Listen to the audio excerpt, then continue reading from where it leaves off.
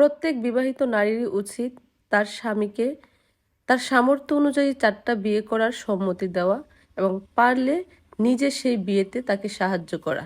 কারণ স্বামীদের 4টা বিয়ে করা ফরজ, এটা কিন্তু ইসলামেও রয়েছে। তাই নারীদের উচিত তার স্বামীকে বিয়ে করতে সহযোগিতা করা।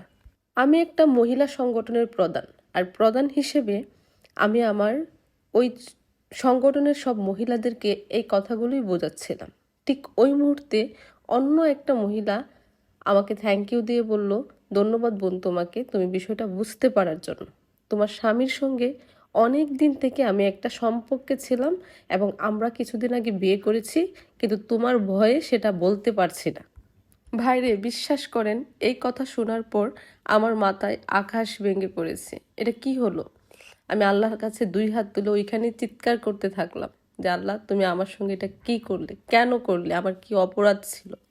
আমার 2টা ছোট ছোট ছেলেমেয়ের এখন কি হবে? আমার কি হবে? আমার 2টা সন্তানকে কেন তুমি বাবার আদর থেকে বঞ্চিত করলে? এগুলো বলে যখন চিৎকার করতে করতে একসময় আমি অজ্ঞান হয়ে গেলাম। আর আমার সংগঠনের মহিলারা ডাক্তার ডেকে নিয়ে আসলো এবং আমার মাথায় পানি দেওয়ার পর অনেকক্ষণ পর আমার হুঁশ ফিরে আসলো। ঠিক তখন ওই মহিলা আমার কাছে এসে আমার মাথায় হাত বোলাতে বোলাতে বলল, বোন তুমি শান্ত হও, আমি তোমার স্বামীকে আসলে চিনিই না, তবে এই কথাটা দিয়ে আমি আসলে তোমাকে বোঝাতে চেয়েছিলাম যে উপদেশটা তুমি আমাদেরকে দিচ্ছ সেটা তুমি নিজে মানতে পারবে তো? মহিলার কথা শুনে সবাই একে অপরের মুখের দিকে তাকাতে থাকলো, আর আমিও বিষয়টা বুঝতে পারলাম যে কথাগুলো আসলে অন্যকে বলা সম্ভব সেগুলো কখনো নিজে পালন করা সম্ভব হয় না। আসলে কিন্তু কথাটা ঠিক। আমি এই গল্পটা দিয়ে আপনাদেরকে আসলে বোঝাতে চেয়েছিলাম, অন্যকে জাজ করা, অন্যকে উপদেশ দেওয়া আসলে অনেক বেশি সহজ, বাট এগুলো নিজে পালন করা কি এতটাই সহজ? কিংবা নিজে কি পালন করি?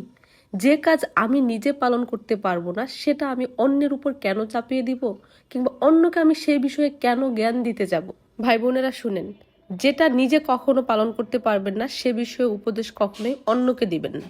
নিজে যদি নিজের প্রতি সৎ হন, নিজে যদি মনে করেন যে হ্যাঁ এই জিনিসটা আমি অক্ষরে অক্ষরে পালন করি, আরেকজনের পালন করা সম্ভব, তাহলেই আরেকজনকে জ্ঞান দিবেন। তাছাড়া অন্যকে কখনোই জ্ঞান দিতে যাবেন না।